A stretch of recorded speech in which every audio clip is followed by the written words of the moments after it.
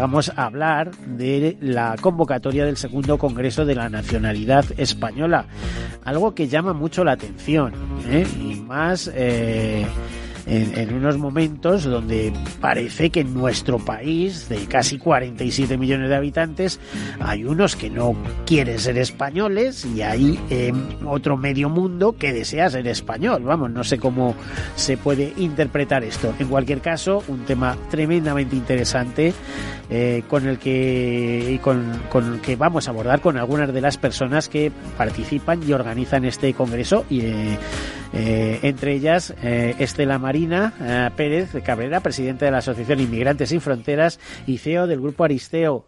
Buenas tardes, Estela. Buenas tardes, Miguel. Gracias por invitarnos. También tenemos a Guillermo Pérez, que es CEO social del EX, experto en chatbots legales. Hablar de bots ya son palabras mayores, pero que están cada día más en boga, ¿no? Guillermo, buenos días, bienvenido. Buenos días, Miguel. Efectivamente está cada día más en boga. Gracias por tenerme. Bueno, Santiago Zamorano, que es genealogista, experto en nacionalidad española para los sefardíes y en algún otro tema más, ¿no? Sí, en unos cuantos de investigación histórica y archivos. Muchísimas gracias. Gracias por venir, por estar aquí con nosotros, y también damos las gracias por estar con nosotros a Dante Menés, doctor en Derecho y Ciencia Política. Es autor del libro Las 5 llaves de la tierra y además es asesor en inmigración de Sagardoy y Abogados, miembro del Centro de Descendientes Españoles Unidos. Bienvenido. Muchas gracias por la invitación el día de hoy. A ver, casi empiezo contigo. Centro de Descendientes Españoles Unidos. Así ¿De es. verdad se valora tanto la nacionalidad española? Sí, poniéndole o dándole un peso importante. A ver, partimos del hecho de que de una u otra forma, aunque en España no sabemos cómo se maneja el tema, existen principalmente en América Latina, está el centro asturiano, la Casa Gallega, el centro vasco. Existe una identidad muy importante de lo que es la identidad española, principalmente en América Latina, porque también la hay en muchos otros sitios, y desde ahí partimos de este grupo, que es el grupo de descendientes de españoles, que regularmente son hijos, nietos, bisnietos de españoles que tuvieron que emigrar.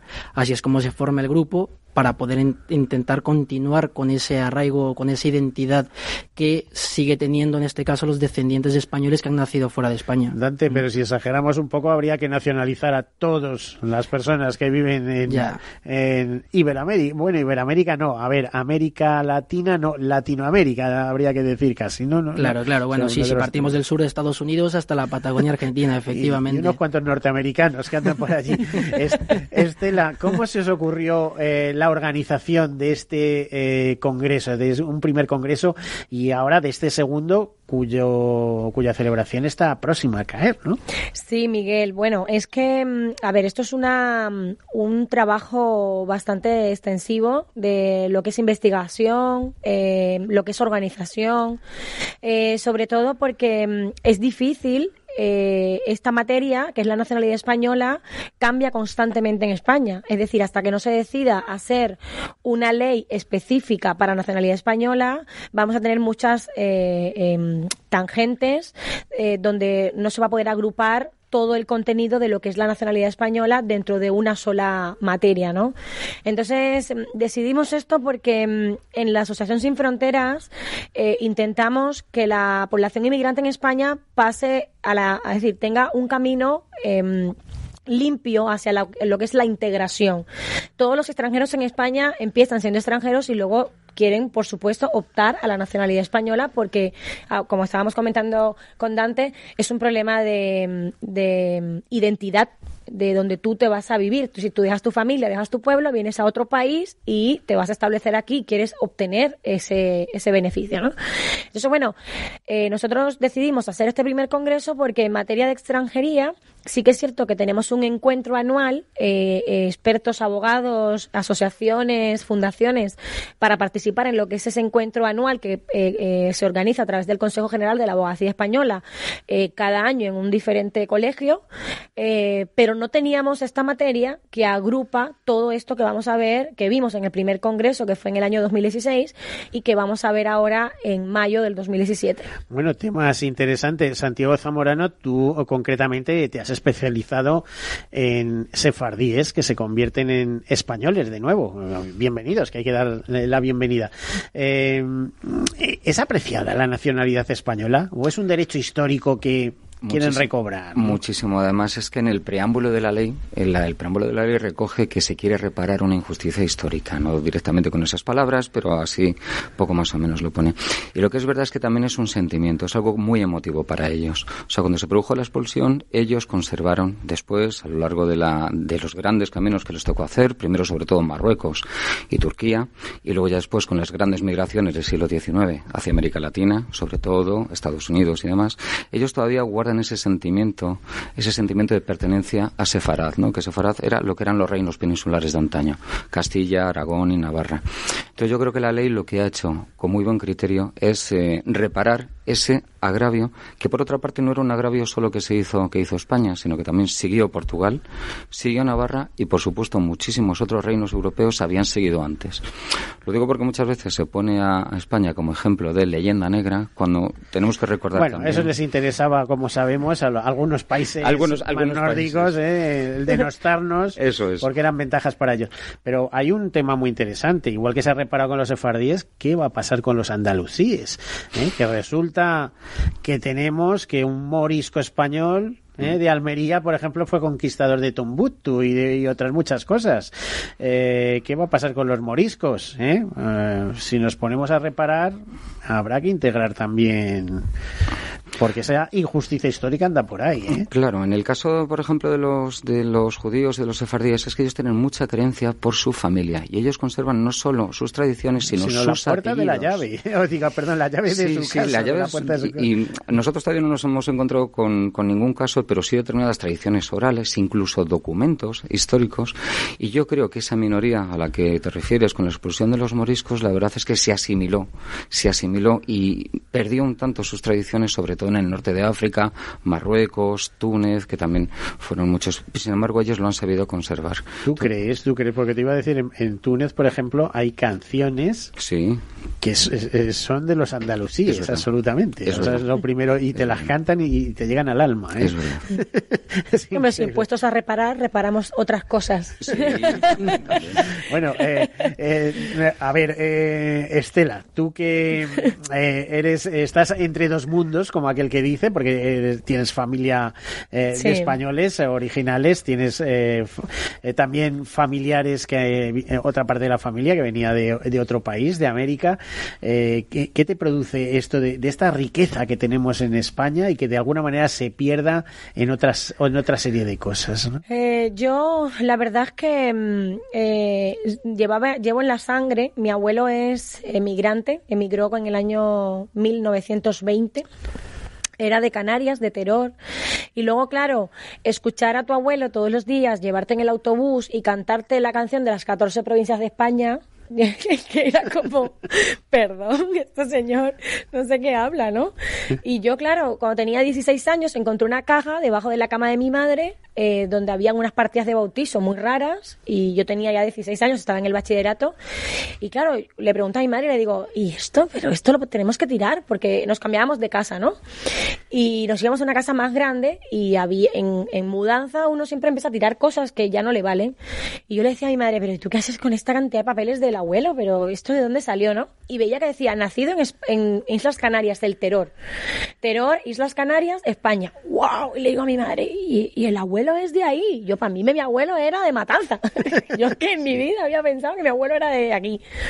Y claro, mi madre me empezó a contar una historia, que entonces los barcos que entraron por Sigo de Ávila y que el abuelo llegó a Matanza, porque tal. Digo, ¿qué me estás contando? Pero eso es como una telenovela, ¿no? Y yo, claro, un poco que me quedé así y seguí investigando y empecé a hablar con mi abuela Estela y le decía a mi abuela, ¿y tú cómo te casaste con este tío? ¿Pero esto cómo es? Cuéntame la historia, porque ¿qué? Y claro, ya a partir de ahí, mi abuelo era un tío que trabajaba mucho, tenía un negocio de camiones de leche que lo hizo junto con su padre, que también vino con él de niño. Y claro, un poco que ahí empieza la historia, ¿no? Y yo de niña empezaba a fusionar historias de aquí, ya yo me las sabía. junto con las de allí. O sea, claro, cuando llego aquí con 29 años, me encuentro a un país para mí casi ya descrito por mi abuelo. Yo prácticamente sabía dónde estaba parada, de hecho... Pero más moderno, ¿no? Más moderno. Y luego, claro, tenía la posibilidad de irme a los Estados Unidos y yo decidí venirme aquí y ver las culturas, hablar de esas 14 provincias de España, que de hecho tengo un vídeo grabado a mi abuelito con recitando ese poema. Y bueno, un poco que la experiencia y lo que escuché tanto de niña y luego los cuentos de mi abuelo, la inmigración decidí hacerla aquí, ¿no? Al ver este país y ver esta riqueza y de verdad llegar a ver, entre otros problemas que he visto y comparaciones, porque también puedo comparar, ¿no?, un país y otro, la verdad es que yo me siento totalmente integrada. Es decir, para mí me siento parte, tengo la mitad de mi vida allí y la mitad de mi vida aquí, pero igual me siento totalmente integrada. Pues como ven, estas son historias del Congreso, pero en España hemos tenido la suerte de que se nos quede Estela y no se nos lleve un valor Estados Unidos, sino que tenemos aquí una mujer emprendedora que hace cosas, que impulsa a través de esa Asociación de Inmigrantes Sin Fronteras un congreso sobre la nacionalidad española, imagino que para reivindicar muchas cosas. Guillermo Pérez, CEO de Social del Ex, ¿qué se reivindica en este congreso? Porque habrá cosas que pedir, como decía Estela, a lo mejor una ley específica de la nacionalidad española. Bueno, pues en este congreso, que es la segunda edición, que se celebra el 17 y 18 de mayo, justamente dentro de un mes. Lo hemos dicho y es quizá lo más importante, porque venimos a hablar del congreso. Justamente dentro de un mes, y efectivamente queda abierto a toda aquella persona que realmente pues tenga un sentimiento, tenga intereses o quiera participar en el congreso. Se reivindican muchas cosas. Hay muchísimos temas muy abiertos, no solo el tema de los sefardíes, sino otras cosas que realmente tienen mucha... ¿Cómo cuáles, por ejemplo? Cuéntanos un poquito, entre tú y Estela, contarnos un poco cuál es la temática. Hay mucha jundia jurídica también, sí. Pero mira, está fundamentado por una parte que son charlas o ponencias y luego otra parte que son talleres. Entonces, dentro de las charlas hay temas, por ejemplo, como el de la nacionalidad española por residencia, situación de los expedientes, es una foto de cómo están los expedientes, lo comentamos antes fuera de micrófonos. Que estará negro. Por cierto, hay un dato, digo negro porque se retrasa mucho, etcétera, pero hay un dato importante, el otro día lo leí aquí además en las noticias de aquí, lo comentábamos. España es el segundo país de Europa que en 2016, si mal no recuerdo, más nacionalidades españolas otorgó, sí, muchas. Justo por detrás de Italia y por delante de Reino Unido y Francia, por ejemplo, o sea, segundo, 100 y pico mil, no sé si 150, 160 mil nuevas nacionalidades, por eso cuando dicen que la población va a envejecer si paramos y hacemos una foto fija, pero si dejamos el plano abierto, de todo el que tenga entre 20 y 30 años puede venir a España. Esto se puede poner que para qué, Madre ¿no? mía. Sí. Se dan muchas, pero también se pierden, porque hay otra de las charlas que es justamente la pérdida de la nacionalidad española y registro de civiles consulares. Es decir, que ¿Por qué motivo se puede perder la nacionalidad española? Bueno, a ver, el artículo 24 del Código Civil Español, de hecho, Dante va a hablar en la ponencia de Dante, se va a hablar de eso también.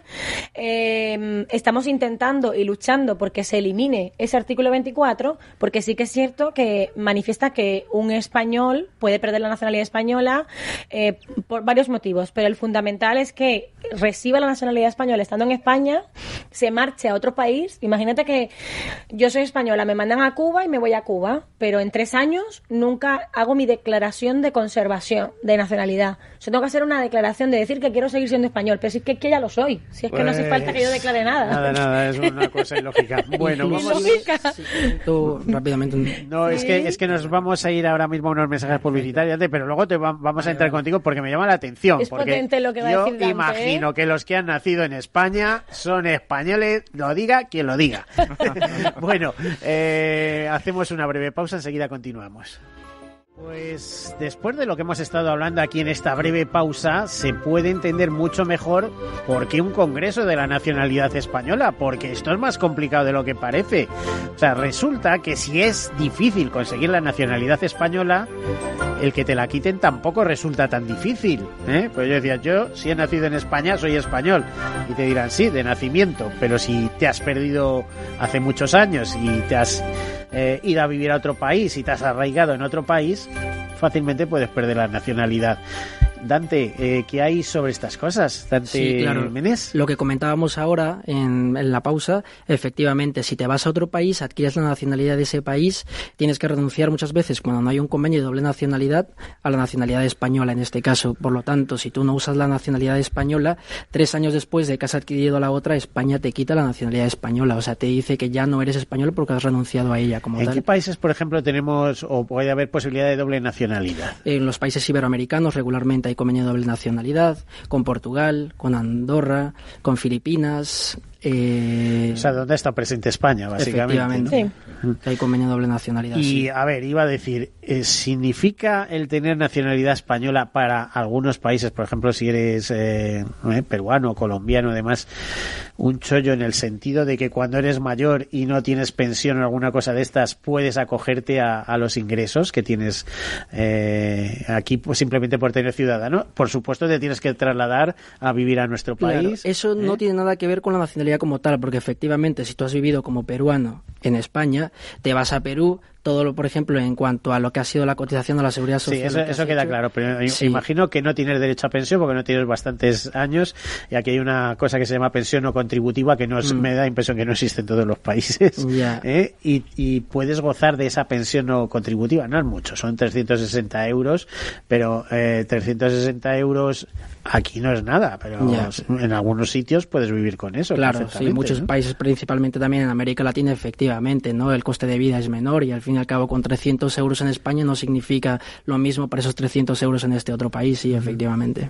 ¿Pero eso se puede sostener o te los pagarían solo aquí? No, es que mire, yo soy colombiano y soy español, por ejemplo, es poner un ejemplo, ¿no?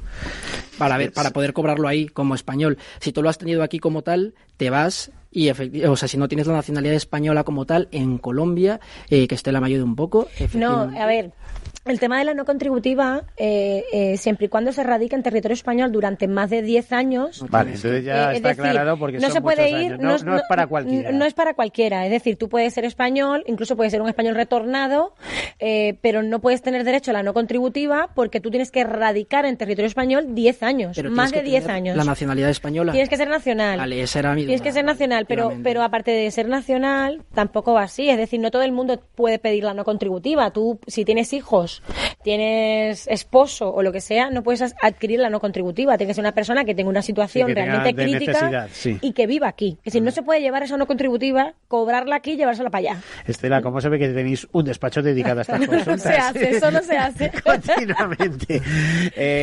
Bueno, pues vamos a ver, Santiago Zamorano, ¿desde qué perspectiva nos vas a abordar tú este congreso? ¿Qué es lo que te toca? Si vas a hacer algún tipo de comunicación o de conferencia, ¿cuál es el palillo que vas a tocar, por así decirlo? Estuvimos en el primer congreso, perdón, ingreso. Invitados por... Que estábamos hablando de dinero. Sí. Estábamos hablando de no contributiva y caímos en... Invitados por Estela. Y entonces lo que vamos a hacer es hacer también una foto de cómo ha ido el proceso de solicitud de nacionalidad por los ciudadanos sefardíes. En un primer momento, cuando se promulgó la ley, todo el mundo creó unas grandes expectativas que decían que se iban a producir alrededor de 4 o 5 millones de solicitudes. A fecha de diciembre del 2017 se habían producido alrededor de unas 4.000 solicitudes, con datos del Ministerio de Justicia, de las cuales ha habido solo 1.700 favorables. Me refiero que eso ya son ciudadanos a todos los efectos, con la jura de la Constitución y con el DNI. Nosotros lo que vamos a hacer es... ¿Eso significa que han renunciado a otra nacionalidad? No tiene por qué. No tiene por qué. No tiene por qué. Puede haber la doble nacionalidad. Porque puede haber a lo mejor eran judíos franceses o tal, pero si son israelitas, por ejemplo... En el caso de Israel, la verdad es que no lo sé. No. Tienen que renunciar. Tienen que renunciar. Sí. Y en el caso de Estados Unidos también. Y en el caso de Estados Unidos también. Los convenios, como dijo Dante, es Iberoamérica, Filipinas, Portugal, ¿cuál es el otro? No recuerdo yo. Andorra, ese. Iberoamericanos, sí, efectivamente. De todas formas, nosotros con las consultas que nos han llegado, de esos 4.000, nosotros hemos gestionado alrededor de unas 1.200, 1.300 consultas. 1.300, sí. Sí, y resulta que la mayoría vienen de, alrededor de un 50% vienen de Iberoamérica, otro 30% de Europa y el resto de otros continentes. O sea, de Israel hay unos cuantos, pero sobre todo son de Turquía. La verdad es que tenemos bastante localizado a esa población. ¿Por qué? Porque a través de los movimientos migratorios, al antiguo Imperio Otomano se establecieron ahí, luego con la Segunda Guerra Mundial tuvieron también que emigrar, si tuvieron la suerte de seguir vivos, por el tema de la persecución que hubo. Yo estoy hablando, pero parece que había dos corrientes, ¿no? Los judíos askenazí y los judíos sefardíes, ¿no? Sí, hay dos corrientes. La primera, la que has dicho, los askenazís, sobre todo situados en el este de Europa, y los sefardíes, que eran los que estaban situados en los antiguos reinos peninsulares. La verdad es que sus tradiciones son completamente distintas. Y en algún momento se pensó que eso podría ser expensivo a 5 millones, son muchos millones, ¿no? O sea, sería mucho más reducida, ¿no? No sé cómo te diría, el segmento que se manejaba, ¿no? Al principio hubo sobre todo muchísima desinformación y muchos bulos por internet, porque es verdad que la ley dice que se emitirá un informe motivado con los apellidos y el linaje de los sefardíes.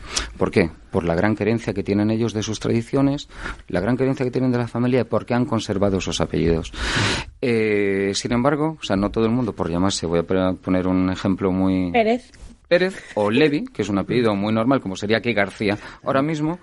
Pérez es un gran historiador francés, ¿no? De la cultura española. El antiguo ministro de Israel, Simón Pérez, era también descendiente de sefardíes también. Entonces nosotros lo que hemos hecho ha sido llegar e investigar sobre esos antecedentes documentales que había en España, claro, cuando se expulsaron. Entonces lo que ofrecíamos es la posibilidad de emitir ese informe motivado a través del estudio de esa documentación histórica. Entonces vamos a contar nuestras experiencias y sobre todo ofrecerlo a las comunidades sefardíes que así lo... Pues que hay cosas más curiosas. Por ejemplo, Guillermo, vienes aquí con la hoja, dice, experto en chatbots legales. Bueno, esto está muy de moda ahora, los chatbots, ¿no? ¿Tu ponencia va a ser sobre ese tema? Sí, nuestra ponencia, porque es conjunta, ¿no? Sí, es conjunta junto con Pablo Sánchez de Mood Robotics, que él sí que es el experto en chatbots, pero sí es verdad que los chatbots forman parte de un todo que es la tecnología muy relacionada con la inteligencia artificial. Nuestro papel en el Congreso es uno de los talleres de carácter tecnológico. Hay otros también de presencia digital o también de otras manifestaciones de Legal Tech, porque gran parte de los congresistas van a ser abogados o al menos de la comunidad jurídica. Y nosotros desde la parte de si los robots van a ser nuestros colegas, ¿no? Van a ser los colegas de los abogados en los próximos años, pues decir que sí, que lo van a ser. Y uno de ellos son los chatbots. Te iba a decir, ¿y los robots van a tener nacionalidad también? Porque, sí, claro, van a nacer aquí, son españoles. De hecho, existe ya un robot que tiene nacionalidad, que le han dado la nacionalidad, no sé si donde fue un país de Oriente Medio, no recuerdo cuál, que fue el año pasado. Claro. La nacionalidad es el primer robot con nacionalidad, efectivamente. Sí. Bueno, pues tendrán nacionalidad y como trabajarán, cotizarán también para sostener las pensiones, correcto, ¿no? Correcto, ¿no? De hecho, ese es un debate totalmente abierto. El Colegio de Abogados de... En Francia ya había algo de esto, además. Sí. Y además podrán ser multados también en un momento dado y realmente por los trabajos que hagan, el empresario tendrá que pagar a la Seguridad Social por los trabajos que rinden los robots. De todo esto intentaremos acercarlo. En el Congreso lo que sí vamos a hablar es cómo todas estas capas tecnológicas pueden ayudar a los abogados a abordar sus servicios para dar mejor y mayor seguridad jurídica y eficiencia a sus clientes, ¿no? Que realmente es... Estela, ¿y habéis conseguido... ¿Quién va... vamos a ver, en el capítulo de autoridades, ¿quién va a participar en este congreso? Quería mencionar lo que estaba hablando Guillermo, porque dentro de las ponencias importantes que van a haber, como va a estar la de los descendientes de españoles, los sefardíes, nacionalidad española española por residencia. También están esos talleres que forman parte de lo que es el complemento para los abogados y las personas del mundo jurídico. Pero a este congreso también se le suman ponentes de la administración pública, ¿vale? ¿Por qué? Porque son los principales, es decir, los ejes fundamentales en lo que es son los gestores. Eso es, lo que es los gestores de la documentación de un expediente de nacionalidad, o bien sea por la ley de la memoria histórica, o bien sea por sefardíes, o bien sea por nacionalidad por residencia, ¿no? Entonces, bueno, están invitados hasta la subdirectora adjunta de la Dirección General de los Registros y Notariados del Departamento de Nacionalidad, que es Mar López Álvarez. Va a estar Philippe Rosberg, que es que no me sale porque es francés, que es el director del Instituto Cervantes, que habla de la parte de los informes de integración, tanto del castellano, del DELE, como el CCC, que los regula el Instituto Cervantes. Para enterarnos, el DELE es un examen, El DELE es un examen de español, el A2, eso. Y el CCC es un examen de... Que si no lo explicamos, sí. Pues vienen los problemas. Bueno, el DELE es un examen, el Instituto Cervantes en general formó lo que se llaman los exámenes de integración para obtener la nacionalidad española con la nueva ley que ha sido a partir de noviembre del 2015, ¿no? Está el DELE A2, que es el de castellano para los no hispanoparlantes, y está el CCC, que es el examen de constitucionalidad y sociabilidad española para todos los extranjeros en España, para todos en general, hispanoparlantes y no hispanoparlantes, ¿vale? Entonces, el Instituto Cervantes, quien regula este examen, quien pone las preguntas, quien pone los contenidos, y va a estar Philippe, que es muy buen ponente, donde nos va a hablar de estadísticas, las preguntas del examen, cómo se preparan. Luego también van a haber invitados de la administración como diputados del Congreso, que van a estar Eduardo Álvarez por la parte de Izquierda Unida, el grupo parlamentario, y luego va a estar Ricardo Sisto por el grupo parlamentario Podemos, donde se va a hablar de esa propuesta de ley, hablando de reivindicaciones y solicitudes. Aquí no solamente vamos a reivindicar lo que es el derecho de los sefardíes, porque también vamos a reivindicar el derecho de los hijos y nietos de españoles, que también se merecen que le hagan lo mismo que a los sefardíes. O sea, para eso hay una propuesta sobre la mesa en el Congreso que esperemos que sea la que pueda salir a flote, todavía no lo sabemos, donde va a hablar Ricardo Sixto sobre esto, que es el diputado de Podemos, que fue el partido que propuso esto ante el Congreso. Luego vamos a tener invitados muy importantes como el decano del Colegio de Abogados de Madrid, que va a estar en la presentación de este evento, José María Alonso, y también junto con José María Alonso va a estar el subdirector general de la Dirección General de Registros y Notariados, Fernando Castillo, que también va a dar unas palabras de bienvenida a todos los participantes y va a hablar de lo que es el contenido de este congreso. A ver, Dante, tú como, además de doctor en Derecho, eres asesor de inmigración de Sagardoy Abogados, sí, conocerás muchísimos casos. ¿Es especialmente difícil obtener la nacionalidad española para una persona extranjera? Y te iba a decir, ¿más difícil que en otros países de Europa o en otros países del mundo? ¿O hay una equiparación ahí más o menos? Lo que te dice realmente el Código Civil es que para que una persona pueda obtener la nacionalidad española en España tiene que residir 10 años. Por ejemplo, en este caso ya comenzamos con los 10 años de residencia. No era así, porque para latinoamericanos y marroquíes había facilidades, eran 3 años, ¿no? 2 años, efectivamente. 2 años. Son 10 años como norma general. Posteriormente están los 2 años para iberoamericanos, en este caso. Los casos que hemos hablado son los de los iberoamericanos, y luego está el año de residencia legal y continuada para hijos, nietos de españoles, para una persona que ha nacido en España, aunque sus padres no eran españoles como tal. Hay muchos otros casos, pero la norma general son 10 años. Para los iberoamericanos son 2 años, y regularmente mucha gente que ha nacido en Iberoamérica, por ejemplo, utiliza la ley y se nacionaliza con los 2 años de residencia en el país. Además normalmente puede tener la doble nacionalidad, efectivamente, ¿no? Pero aquí quiero hacer un comentario. Se modifica la ley, como nos ha dicho Estela, en 2015. Un nuevo examen que hay ahora, un examen más restrictiva, lógicamente, sí, ¿no? Sí, sea un examen de conocimientos. Aunque era un momento que tampoco es que viniera mucha gente. Claro, efectivamente. De hecho, se estaba yendo la gente. Se estaba yendo. Ya, estaba yendo mucha gente, gente que había adquirido la nacionalidad española, y mismos españoles estaban yendo. Se modifica la ley, ahora hay un examen de conocimientos y un examen de lengua española. Se supone que con la nueva ley sería un año lo que iba a ser el margen para poder adquirir la nacionalidad española, y vamos teniendo un retraso impresionante en las solicitudes de nacionalidad española, porque llevan 2 años y medio, 3 años sin saber nada. Entonces aquí el comentario va para la gente que está o que tiene el poder para poder mirar todos estos temas, para que por favor hagamos algo. Hay mucha gente que está esperando saber algo de su nacionalidad como tal. El gobierno ha dicho un año y un año no está tardando ¿Y en mucho qué más. situación está una persona que, porque tampoco está ilegal, está esperando, o sea, que está legal, digamos, ni es nacional? No, pero tiene que tener residencia legal, como dice Dante, continuada. Si no, no puede acceder a ese Tiene que estar renovando año con año, cada 2 años, dependiendo del tipo de permiso que tenga, esa residencia, para en el momento en el que adquiera la nacionalidad española, él esté de forma legal en el país. Estela, ¿somos restrictivos aquí en España en la concesión de nacionalidades, de la nacionalidad? Mucho. ¿Más que en Estados Unidos, quizá? A ver, yo creo que Estados Unidos tiene una política muy seria, comparativamente. Estados Unidos tiene una política muy seria, y como estaba comentando Dante, si es un año, es un año. Te la doy un año, me apruebas el examen de... Sí, pero allí la gente va a estudiar para ser nacional. Sí, igual que aquí, exactamente. Aquí en Estados Unidos es un examen en inglés y aquí es un examen de castellano. Es exactamente, el modelo es parecido. Lo que es inconcebible es que estemos hablando de la ley de la memoria histórica en el año 2007 y que haya haya 70.000 expedientes, por ejemplo, en Cuba, que lleven 9 años sin resolverse. Eso sí es inconcebible, ¿no? Entonces estamos hablando de algo muy restrictivo.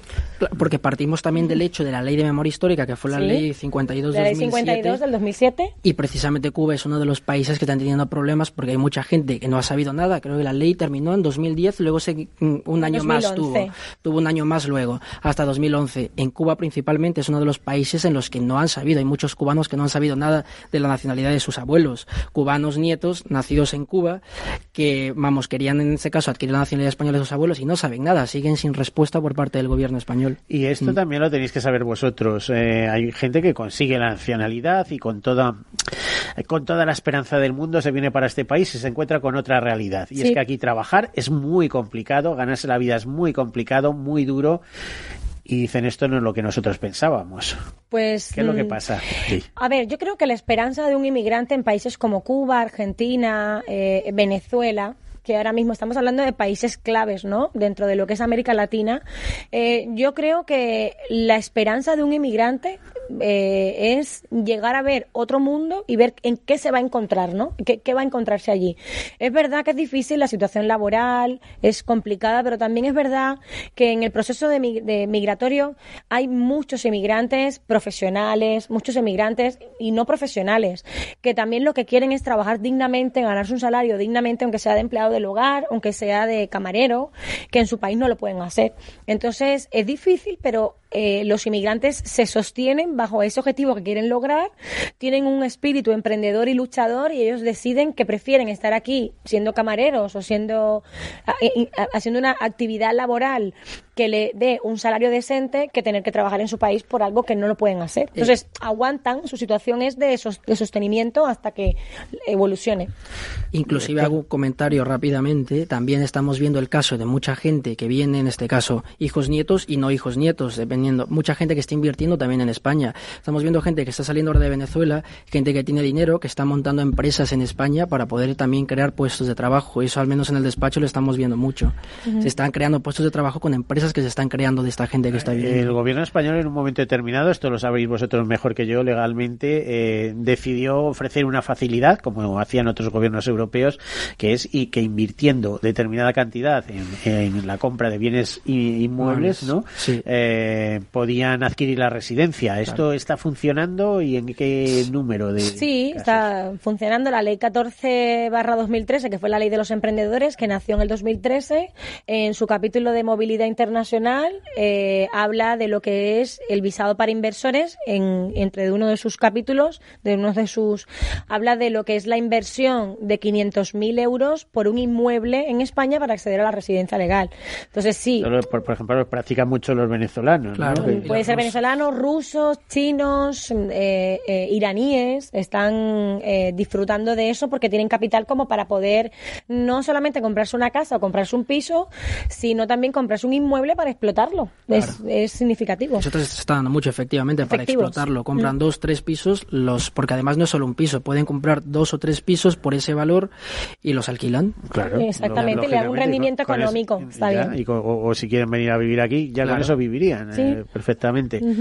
Por cierto, si quitamos los países tradicionales como América Latina o Filipinas, donde España ha tenido un arraigo histórico y cultural, ¿qué otras nacionalidades hoy por hoy o nacionales de otros países desean adquirir la nacionalidad española? Por ejemplo, estoy pensando en chinos, países del este. Sí, ucranianos. Yo tengo ucranianos. Los ingleses. Sí. Ingleses. Con lo del Brexit, efectivamente, con ello, muchos ingleses que sí que es verdad que ya están radicados en el sur de España y que tienen, porque son pensionistas de Inglaterra, de Reino Unido, vienen a España, tienen aquí, están radicando aquí y quieren adquirir la nacionalidad española. ¿Sí? Santiago Zamorano, ¿no lo confirmas? Que son los británicos los que están más interesados en este tema. ¿Pero por qué? ¿Por un problema de seguridad social o porque ya viven aquí y desean morirse? Yo creo que puede ser por un problema, nuestra hipótesis, que alguna vez lo hemos comentado, es que puede ser sobre todo por un problema de inseguridad jurídica. Sí. Yo también creo. Porque además es que tanto... Fíjate, que quieren moverse por Europa sin restricciones. Sin ningún tipo de restricciones. Y nosotros, en el gráfico que te he enseñado antes, o sea, había países que no aparecían y que directamente han tenido un crecimiento exponencial, como por ejemplo Estados Unidos, y ahí lo dejo. Eso es un tema misterioso. A menos hay una posibilidad, que ya sabes que en Estados Unidos un problema de salud o demás te arruina directamente. Un proceso de cáncer en la familia te cuesta la hipoteca de la casa y te cuesta todo como no tengas seguros médicos en condiciones, etcétera. En cambio en España pues está bien resuelto, siempre y cuando no sobrecarguemos a la sanidad pública. A la sanidad pública. No, y siempre y cuando coticemos, porque a partir del 2012 ya la cosa ha cambiado. En el 2012 las cosas estuvieron muy serias para todos. Y el que no cotiza no tiene seguridad social.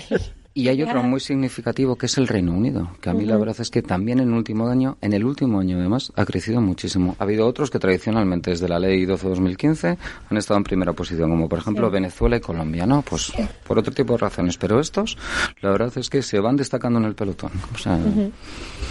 Las interpretaciones están ahí. Como dicen, los hechos son sagrados, las interpretaciones son libres, los hechos son sagrados, que decíamos en periodismo. Guillermo, a ver, ¿qué aportaciones más, aunque te veo más en la línea tecnológica, qué aportaciones más podéis hacer o vais a hacer en torno a todo esto, este problema de la nacionalidad? Que lo que veo es que hay un mundo alrededor de todo ello. Es decir, lo que me extraña es que tenga que venir Estela a España, montarse una empresa y decir, oye, voy a hacer un congreso de esto porque aquí hay más lío de lo que parece, ¿no? Sí. O sea, es decir, qué visión, Estela. Por eso decía que hemos ganado un activo en España que afortunadamente no se fue a Florida o a Miami. No. Yo creo también que el papel de Guillermo dentro de los talleres especiales, voy a decir yo algo por ti. Vale, por supuesto. Esto al fin y al cabo es por eso, pero luego un post del Congreso, efectivamente. Yo creo que el papel fundamental de los talleres especiales que se han escogido, entre ellos mi próximo colega será un robot, es abrir un poco la mente a la parte tecnológica, a abogados y expertos en extranjería y participantes del Congreso, porque al final el proceso de nacionalidad española en España es telemático. Es telemático ahora mismo, ¿vale?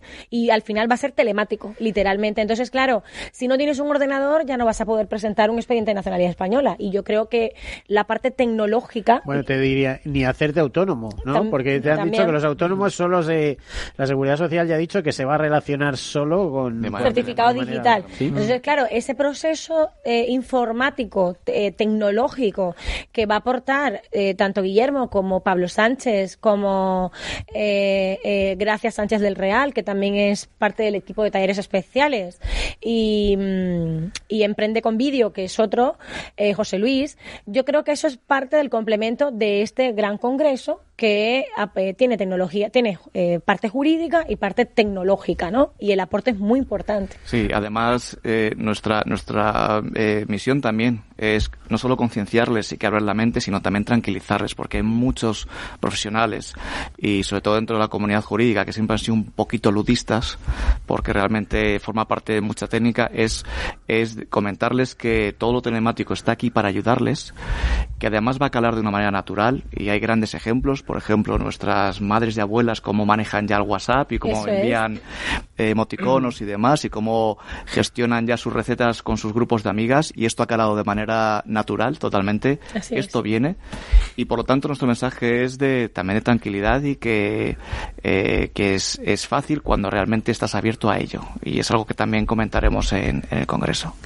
Es fácil y es complicado, ¿eh? Si juntamos los temas legales con los temas digitales, bueno, sale un cóctel ahí que no sé qué más te falta. Todo esto es fácil porque hay que hacer equipo, y los equipos los hacen las personas, no los robots. Lo que sí está claro es que en España hay mucha predisposición hacia la tecnología, y eso sí que es verdad. España, hace poco escribía un artículo y miraba datos y tal, fue uno de los países más pioneros, más punteros en el manejo, por ejemplo, de los cajeros automáticos en sucursales. En España se usaba muchísimo.